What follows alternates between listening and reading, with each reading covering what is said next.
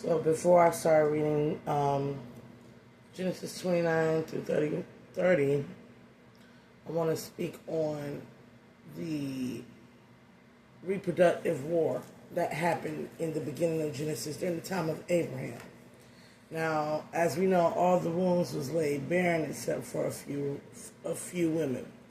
And these women that were not laid barren came from very diplomatic and peaceful societies. Now, when we're talking about Keturah, who was an Egyptian, the reason why there was an Egyptian woman that was predominantly able to give birth to kids is because of the customs and conditioning of the non-degradation of womanhood in Egyptian society, which in the sight of even the Abrahamic Lord was pleasing. Now, what do I mean by this?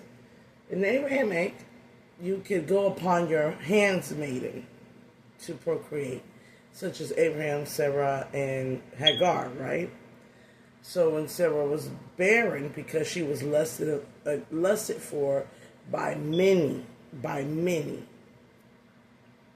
she was kept barren for a time, so Abraham could build and establish his people, his maidservants, his handmaid, and all that, Now, Hagar and many others, like Keturah, they came from societies that also had the similarity of practices when you could not birth amongst your fair maiden, your wife.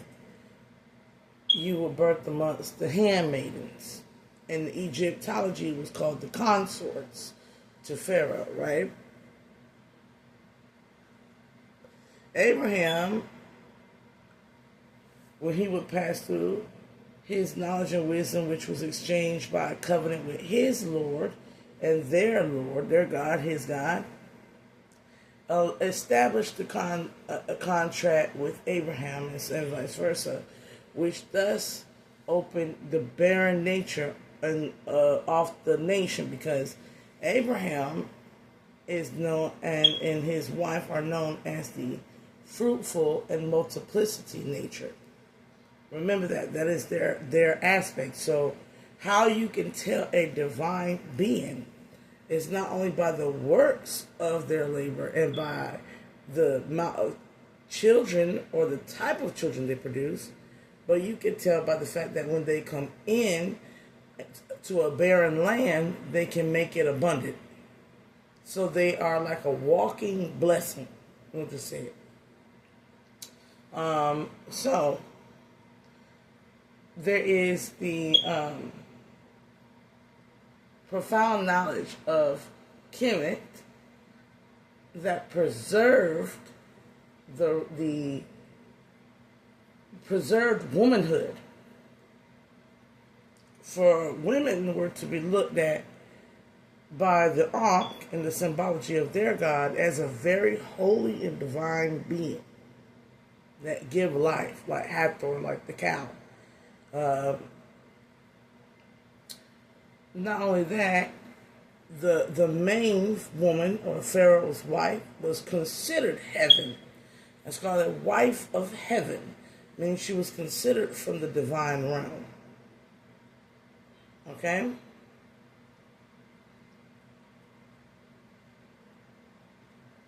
The Abraham and his people understood that, because their wife, Abraham's wife, Sarai, became Sarah. You understand?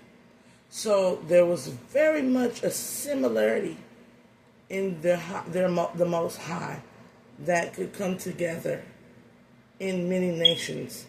But they had to be of an agreement of the divine nature of undegraded or non-degraded womanhood, which was a goddesshood. Okay? So now we're going to move in. Keep that in mind, because now we're moving into Genesis 29. Then Jacob went on his journey and came into the land of the people of the east. And he looked, and behold, a well in the field, and lo, the spirit, there were 3 flocks of sheep lying by it. For out of that well they watered the flocks, and the great stone was upon the well's mouth. So you know, the well, there's a stone on top of the well. You have to roll the stone out of the way. Big, heavy stone, right? And thither were all the flocks gathered, and they rolled the stone from the well's mouth, and watered the sheep, and put the stone again upon the well's mouth in his place. And Jacob said unto them, My brethren, whence be ye? And they said, Of Haran are we. So who are y'all, basically? Haran. We are the people of Haran. And he said unto them, Know ye Laban, the son of Nahor? And they said, We know him. And he said unto him, Is he well? And they said, He is well. And behold, behold, lo, behold, are like an invocation of a very assertion of a spirit, right? Rachel, his daughter, cometh with the sheep. So she is behold, okay? So you see the people, it's like, lo, the spirit of these people. And behold, the higher spirit of this woman, Rachel. And he said, Lo, it is, now he's talking to the people, it is yet high day, neither is it time that the cattle should be gathered together. Water ye the sheep and go and feed them. So right here, Jacob is talking to another people, the people of Haran, as though he can command them to do as he said. And this is what they said. And they said, We cannot until all the flocks be gathered together until they roll the stone from the well's mouth. Then we water the sheep. And while he yet spake with them, Rachel came with her father's sheep, for she kept them.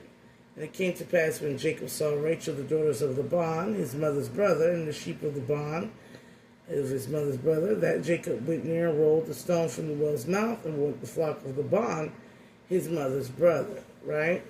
So he showed off, basically. Very, very arrogant, haughty, because the girl come by. He got to show off a little bit, right? And Jacob kissed Rachel and lifted up his voice and wept. And Jacob told Rachel that he was her father's brother and that he was Rebekah's son.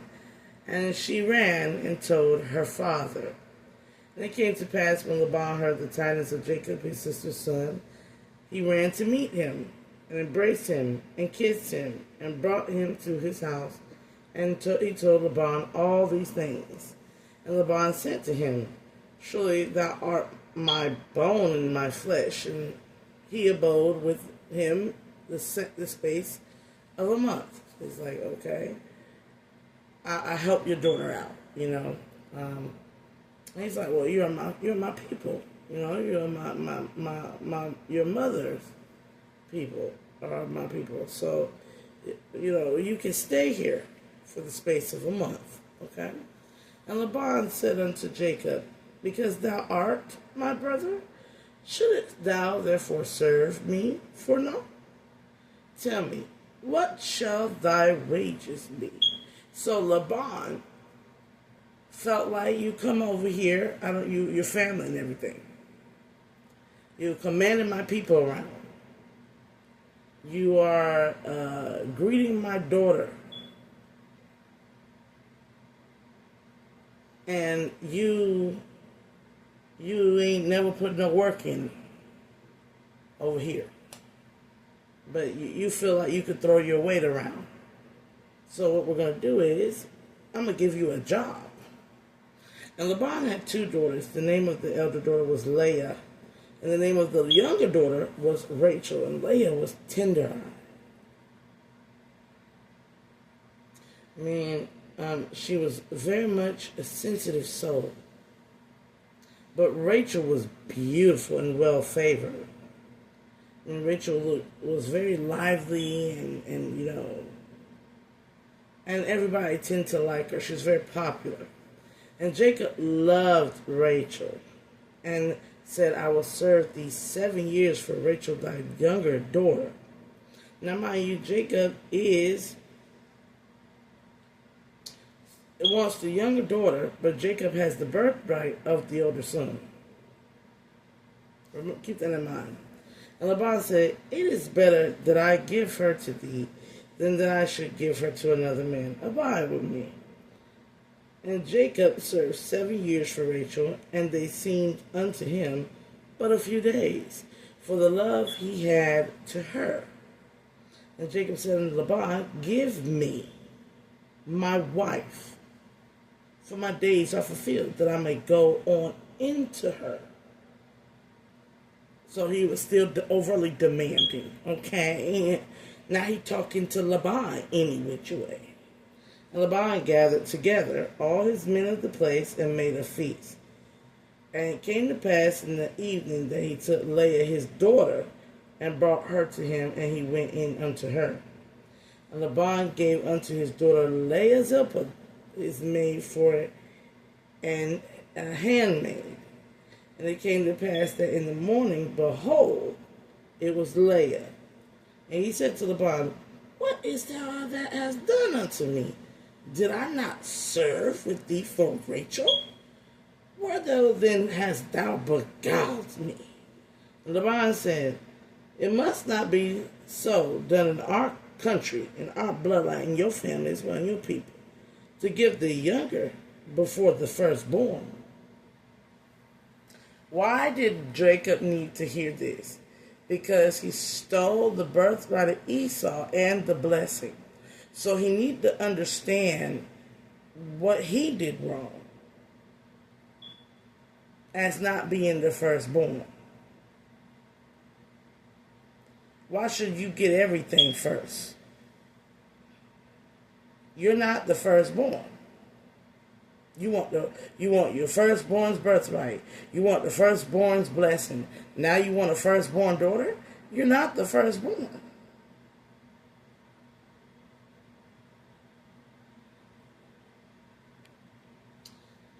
Now, fulfill her week, and we will give thee this also for the service which thou shalt serve with me yet another 7 years. So you want the firstborn? Well, guess what? Another 7 years is going to have to pass before you get Rachel. And Jacob did so and fulfilled her week, and he gave him Rachel, his daughter, to wife also. So Jacob loved Rachel so much that he made demands, and he married her sister, and then he waited another 7 years, so 14 years total, to get his hands on one woman. And Laban gave to Rachel his daughter Bilhah as a handmaid to be her maid.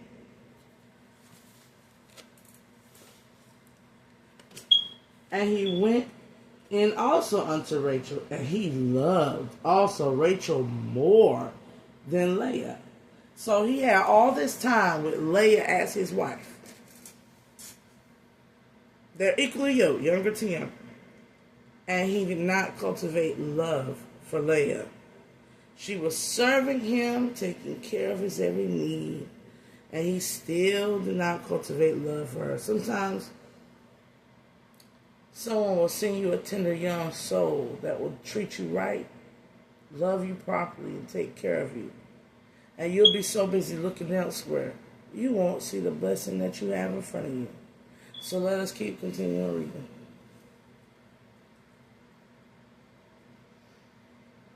And when the Lord saw that Leah was hated, meaning he hated Leah, he more than likely was arrogantly commanding her around just as he did those others, right? He opened her womb, but Rachel was barren. And Leah conceived and bare a son, and she called his name Reuben, for she said, surely the Lord hath looked upon my affliction. Now therefore my husband will love me. And she conceived again, because he still didn't love her, and bare a son, and said, because the Lord hath heard that I was hated, He hath therefore given me this son also. And she called his name Simeon. Then she conceived again and bare a son, and said, Now this time will my husband be joined unto me, because I have borne him 3 sons. Therefore his name called Levi. And she conceived again and bare a son, and she said, Now will I praise the Lord. Therefore she called his name Judah, and left barren.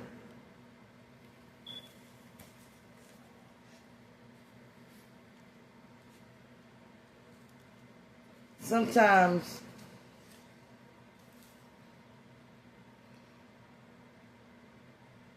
the lustful desire of the reproductive system during the Abrahamic faith kept the women who could and were properly loved barren, because many women lusted after this woman with Sarai. Now, those who dishonor a woman shall have a child in matrimony, of course, with the woman that they dishonor. Irresponsible men go on to degrade womanhood and go and create unwarranted progeny. Now we are in a time where you don't like that woman, she'll more than likely get pregnant by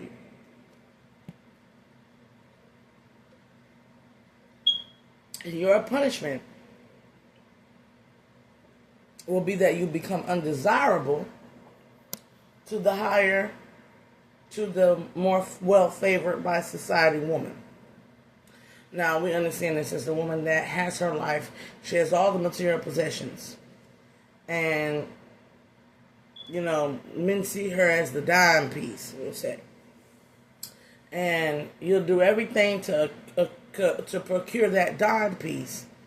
Meanwhile, the girl next door, the one that's there with you, helping you along the way, the helpmeet, the builder, the one that was with you at the bottom, all she gets is children. But those children are not to be looked at as a sorrow, for it was her multiplicity and her fruitfulness that the Lord gained favor over her, and did not favor that man, for he hated her. So now he tied to the very thing he hates until he learns how to what? Properly love the one who is there with him, struggling with him, yearning to grow with him, yearning for him to open her heart to him, instead of him coming around and just opening her legs. You understand me? That is why a lot of single mothers are out here. Because the man oftentimes has a wandering eye for what he truly desires, but he goes for what needs him or what he can take advantage of. Ends up having a bunch of baby mamas all over the place, right? Tied to these women, making himself undesirable by a true highbrow woman. So that's the modern punishment. The children is the blessing to the woman. So single mothers need to understand your children are God showing favor to you. God is a creator. God likes to give birth and create beautiful things. So you are favored when you are blessed with a child. You are favored, blessed with a child, blessed with the fruitful multiplicity of your womb.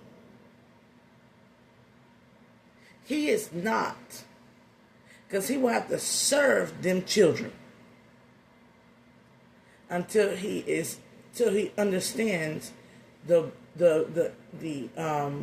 divinity of your womb. Let's keep it moving. So when they say, "Oh, the Bible does not favor," the Bible favors. The Bible favors women. Trust me. And when Rachel saw that she bare Jacob no children, Rachel envied her sister. and said unto Jacob, give me children, or else I'll die. And Jacob's anger was kindled against Rachel, and he said, am I in God's stead who hath withheld from thee the fruit of the womb? So Rachel is so haughty and arrogant. She starts making demands, okay? And Jacob is so enamored by her in toxicity, right?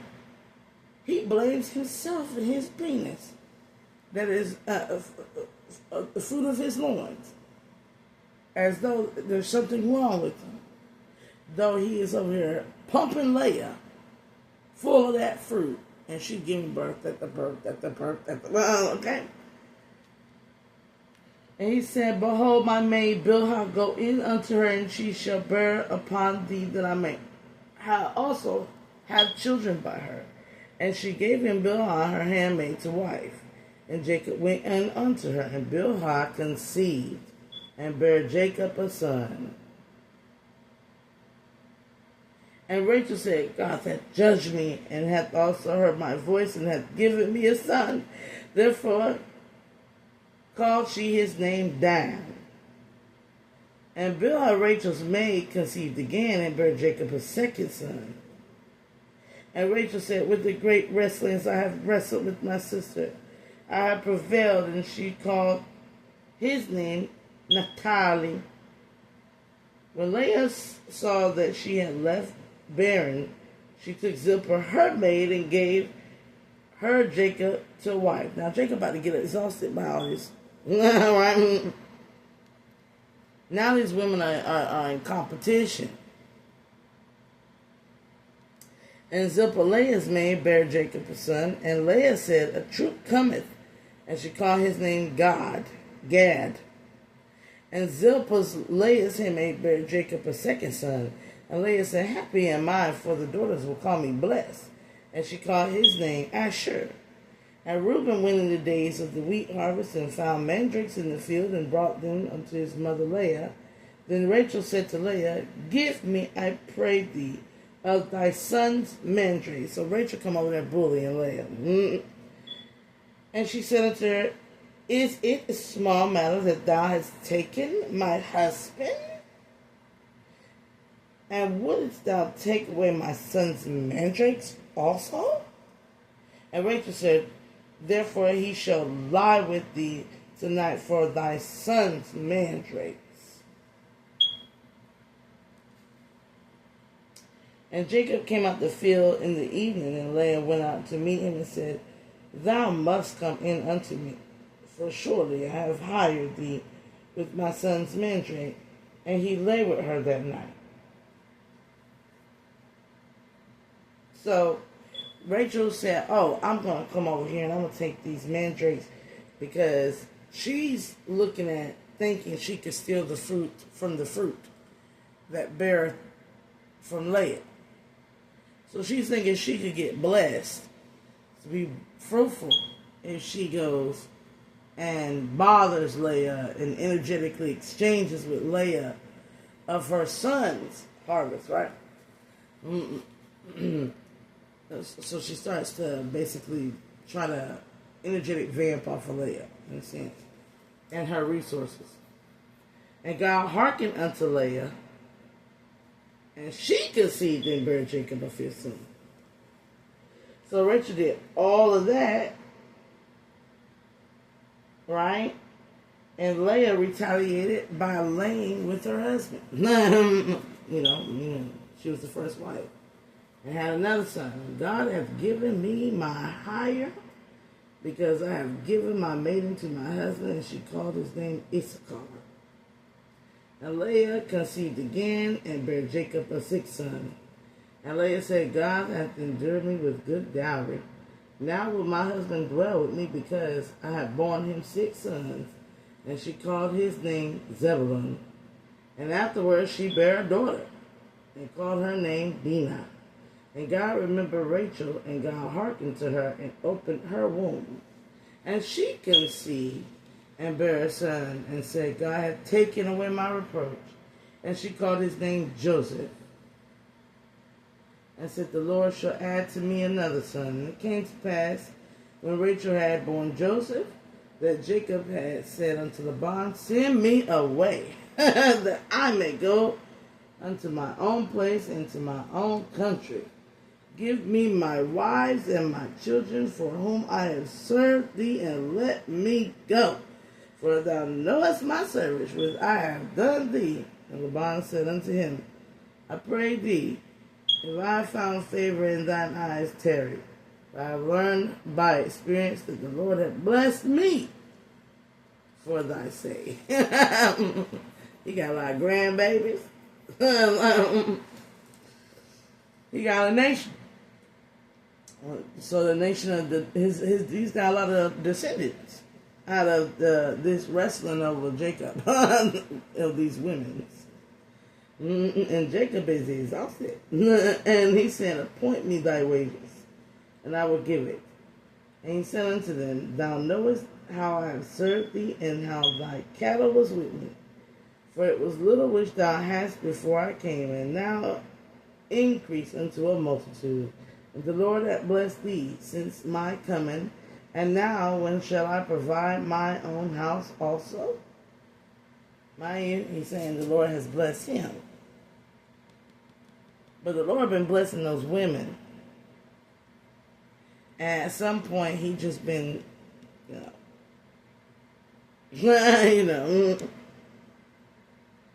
I will pass through all thy flocks today, removing from thence all speckled and spotted cattle, and all brown cattle amongst the sheep, and the spotted and speckled cattle amongst the goats. And of such shall be my hire.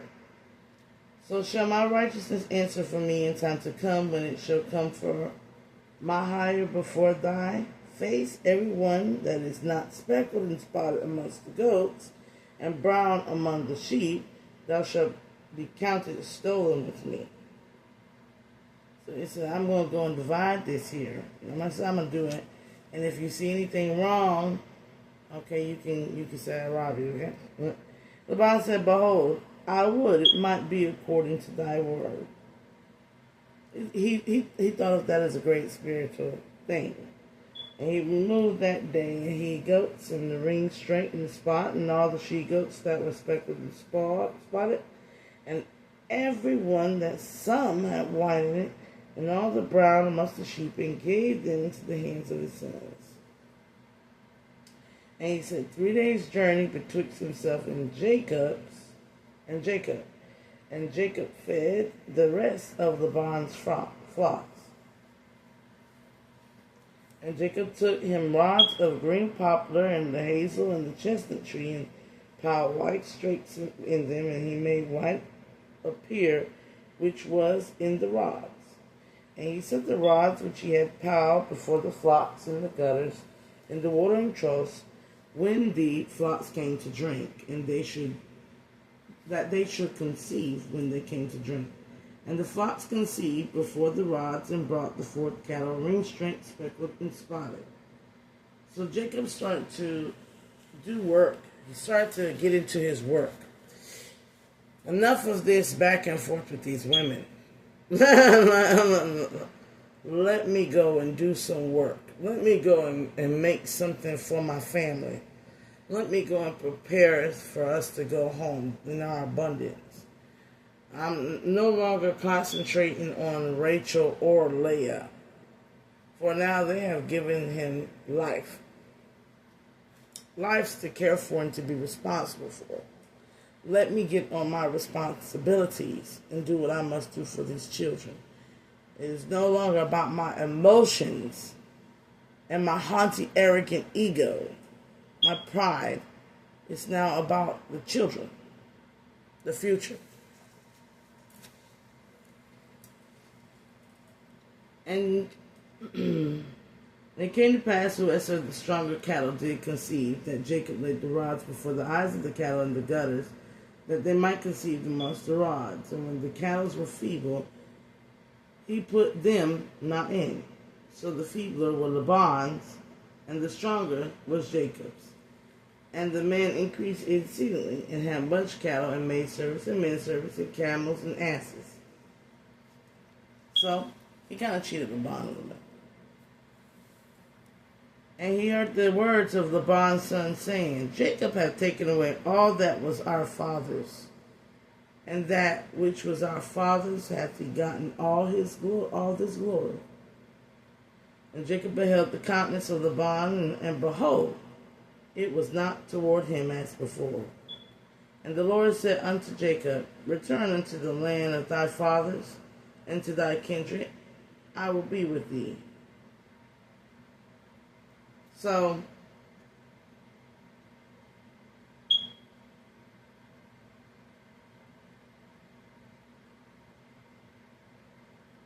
Laban respected that Jacob outsmarted him on something. And Laban did not argue with it because he had given him something. So what? He took the flocks. Jacob's, Rachel, and Leah have given Laban something far greater than healthy sheep and cow. It gave him a legacy of children, grandchildren. So why argue over the material possessions? Let them have it. You know, all these damn grandchildren. Go for it. Take it. But the God of my father hath been with me. So the God in which the forefathers, the land of thy fathers and thy kindred, but the fathers, have been with him. And ye know that with all the power I have served your father. And your father hath deceived me and changed my wages 10 times. But God suffered him not to hurt me. Now they both were playing games with each other. He said, thus the speckle shall be thy wages, and all the cattle bear speckled. And if he said thus, the ring straight shall be thy hire, then bear all the cattle ring straight. Thus God hath taken away the cattle of your father and given them to me. And it came to pass at the time that the cattle conceived that I lifted up my eyes, and I saw in a dream, and behold, the rams which leaped upon the cattle were ring straight, speckled, and grizzled. So they revealed to him what he was about to have for this little tit for tat game they were playing. That they're both being blessed and don't realize it. Laban, who cheated Jacob, but Jacob, who seeded amongst both of his daughters a nation, a multitude of the 12 tribes. And Jacob, who doesn't realize that he not only got the wife, but he has also been very loved by his first wife, who conceived him many children. So these men do not recognize, they are not recognizing the blessing of fruitfulness and fertility of the womb. They're playing tit for tat games. But the angel of God spake unto me in a dream, saying, Jacob. I said, here I am I. He said, lift up now thy eyes and see all the rams which leaped upon the cattle on ring straight, speckled and grizzled, for I have seen all that Laban doeth unto thee. I am the God of Beth-Elohim, where thou anointest the pillar, and where thou vowest a vow unto me. Now arise and get thee out from this land, and return to the land of thy kindred. And Rachel and Leah answered and said unto him, now, if they don't get out of that land, you go ahead, there won't be no peace. Y'all are going to continue till there's a war. You know what I'm saying? This tit-for-tat game over wages and cattle. It's going to be a war that's going to cost the descendants of Rachel and Leah. So, the earth spoke. Bethel Elohim, of the pillars of which he laid the first time. The earth, who understands the womb and the multiplicity of nature and fruitfulness, speaks and then says, you need to leave before this life essence becomes war, which equates to death. You need to leave and go back to your father's house. with all that you have. And Rachel and Leah said, is there yet any portion or inheritance for us in our father's house? Are we not counted of him strangers? For he hath sold us and hath quite devoured also our money. So there's he's becoming greedy. And you need to get away from this greedy Laban. For all the riches which God has taken from our father, that is ours and our children's, now then, whatsoever God hath said unto thee, do. Then Jacob rose up and set his sons and his wives upon camels, and he carried away all his cattle and all his goods he had gotten, and the cattle of his getting which he had gotten in Pandaram, for to go to Isaac his father in the land of Canaan. And Laban went to shear his sheep, and Rachel had stolen the images that were her father's.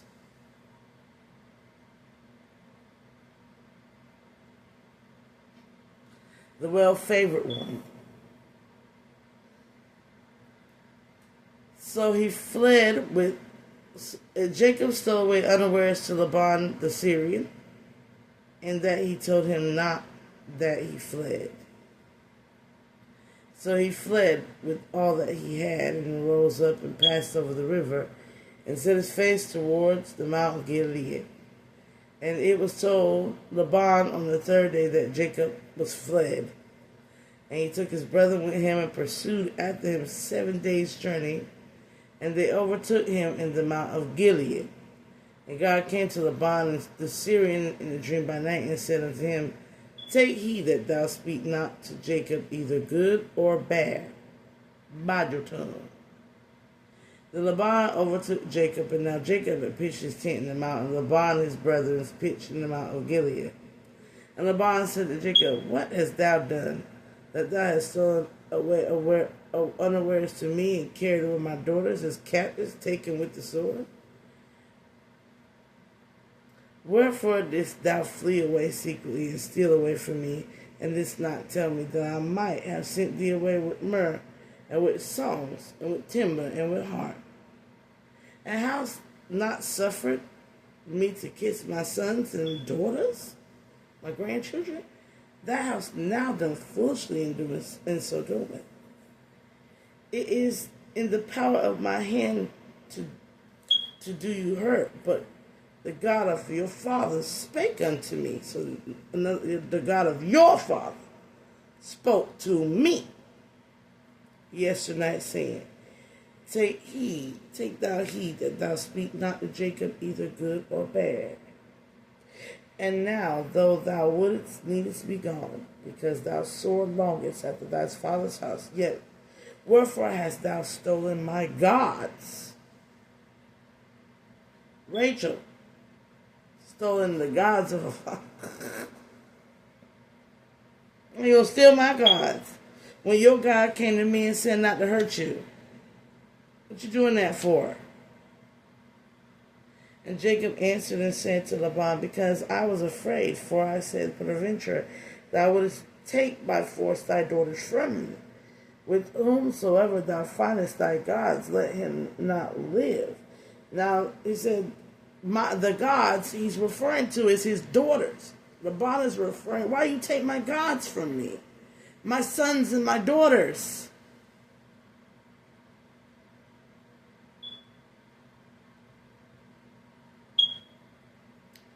He like, because I don't want you to hurt me.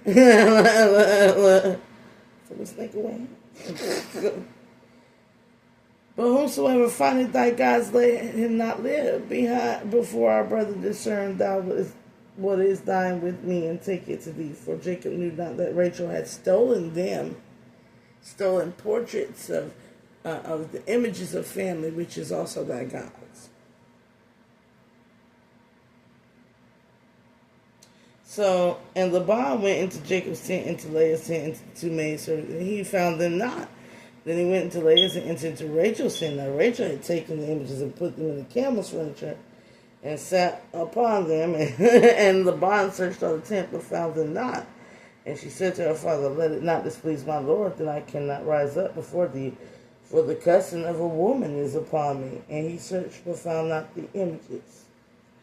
And Jacob was wroth and trouble with Laban. And Jacob answered and said to Laban, what is my trespass? What is my sin? That thou hast so hotly pursued after me, whereas thou hast searched all my stuff. What hast thou found of all thy household stuff? Set it here before my brethren and thy brethren, that we may judge betwixt us both. So this is like, oh, this thing. Now you got to go through everything because of this back and forth, right? This 20 years have I been with thee, thy ewes, thy she-goats, have not cast their young in the realms of the flat. Have I not eat? Flock I have not eaten. That thou torn of beasts I brought not unto thee. I bear a loss of it. Of my hand didst thou require it, whether stolen by day or stolen by night. Thus I was in the day of the drought consumed me, and the frost by night, and my sleep departed from my eyes. Thus I have 20 years in thy house, and I served thee 14 years for 2 daughters, and 6 years for thy cattle, and thou hast changed my wages 10 times. Except the God of my father, the God of Abraham, and the fear of Isaac that had been with me, surely thou hast sent me away now empty. God hath seen my affliction and the labor of my hands, and rebuked thee yesternight. And Laban answered and said unto Jacob, these daughters are my daughters, and these children are my children, and these cattle are my cattle, and all that thou seest is mine. And what can I do this day unto these daughters, or unto their children, which they have borne? Now therefore come thou, let us make a covenant, I and thou, and let it be witness between me and thee. So he's like, we're gonna make a covenant now. We're gonna make a treaty, because this is a mess. Back and forth. You stay all the healthy stuff. Then you play victim, and then I do shit, and then I play victim. So we're gonna make a covenant, because this has to be cleared up, right? And Jacob took the stone and set it up for a pillar. And Jacob said unto his brethren, gather stones. And they took the stones and made it a heap. And they did eat there upon the heap. And Laban called it Jegar-Shahadutha, but Jacob called it Galeed. They had 2 different tongues, 2 different languages. And Laban said, the heap is a witness. The earth, the rocks of the earth is a witness between me and thee this day. Therefore was the name of it called Galeed. And Mizpah, for he said, the Lord watch between me and the other when we are absent from one another. So, if thou shalt afflict my daughters, or if thou shalt take other wives beside my daughters, no man is with us. See, God is witness betwixt me and thee. Okay? So God is the witness. Earth is the witness. Laban said to Jacob, behold this heap. Behold this pillar which I have cast betwixt me and thee. This heap be witness. This pillar be witness. That I will not pass over this heap to thee. And that thou shalt not pass over this heap and this pillar unto me for harm. We ain't gonna start no war. You're gonna get mad at me, I'm not gonna get mad at you. We're not gonna try to hurt each other.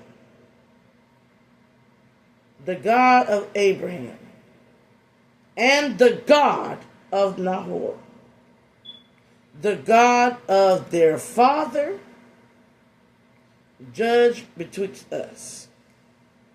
So who are we conjuring here?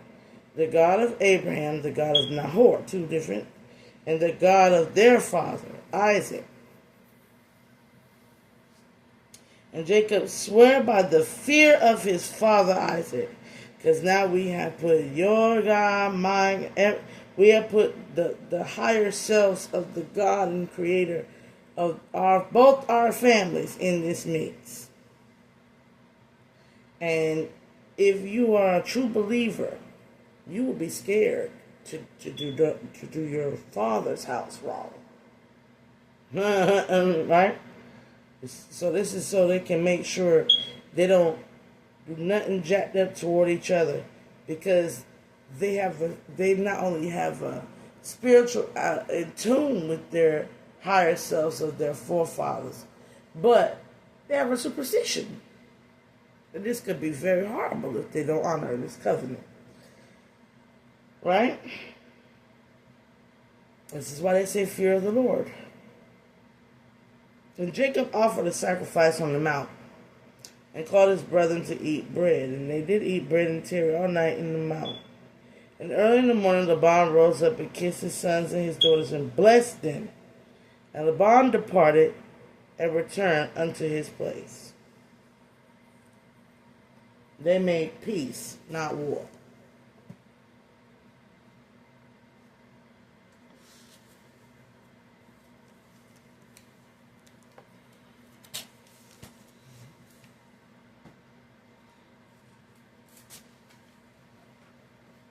They made a covenant of the gods. Now, why make this covenant? Well, the God that shall bless you shall bless me, and vice versa.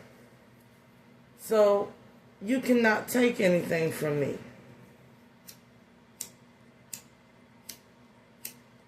You cannot rob me when our God is in an agreement. Because the very things you be blessed with, I shall be blessed with. Win-win. Okay?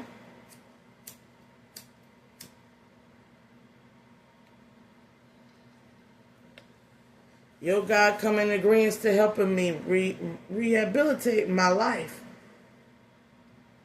My God comes in to ensure your safety. Even though and everything that has transpired between us has been solely accountable by us as a people, persons.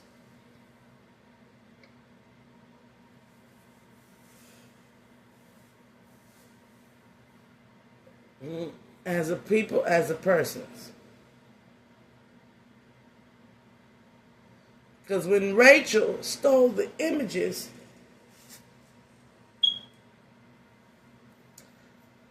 he had to go within. He couldn't go and worship an image. What would you do if the images of Jesus Christ and all these beings was took down? You would have to go within and know to conjure that with your forefathers, your ancestors. Would be the only key to your the ancestral wisdom from God. Would be the only key to knowing. If they took away all your pictures and images of Christ, all your pictures and images of Buddha, Allah, all of them, just took them all away, how would you remember your God? Through your people.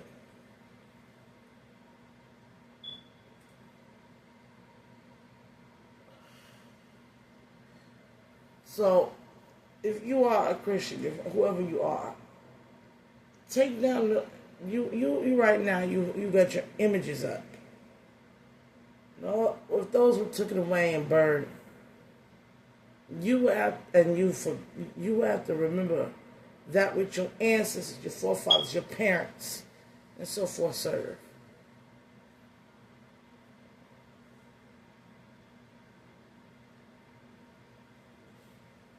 And we're coming back into a time where that is happening.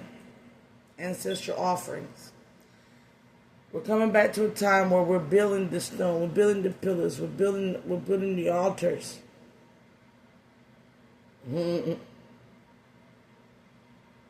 altars of the earth to honor and pay homage to not only the God of Abraham, but Abraham and all their wisdom.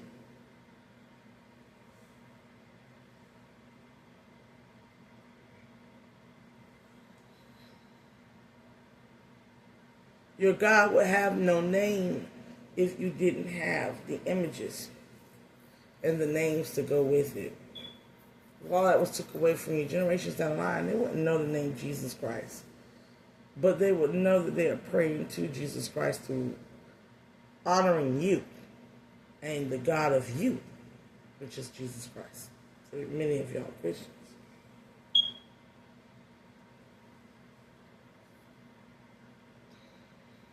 And when the bloodlines merge, those children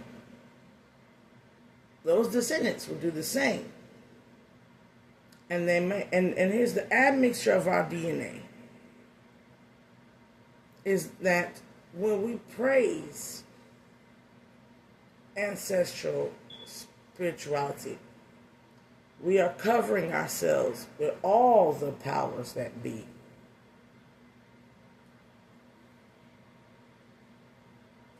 Because your ancestral line does not have one deity. Yes, I have 400 years of Christ in my bloodline. Yes. But I also have 1,000+ years of Native Indigenous bloodline. What they worship. All over the planet at that. Because of the migratory patterns, Asian, African, whites. So I have a treaty with the world that I'm here to make peace with all.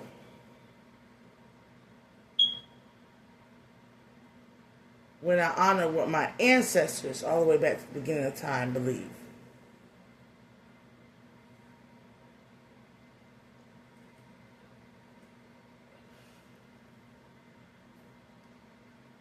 And vice versa. Therefore, it is not the gods that war. It is us as humans. We can practice diplomacy and we can practice enjoying one another at peace and making a covenant unto each other's beliefs that shall with time evolve within our descendants. Or we can continue to play these religious wars and end up playing these little tit-for-tat games and end up destroying a whole nation of people.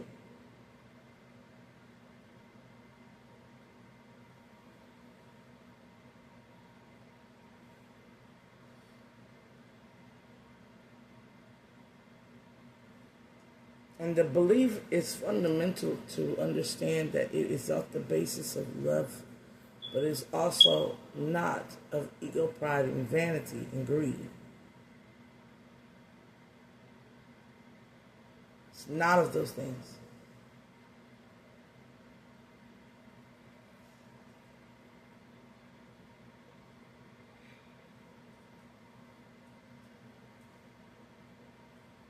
I'm leaving it at that. Please like, share, and subscribe.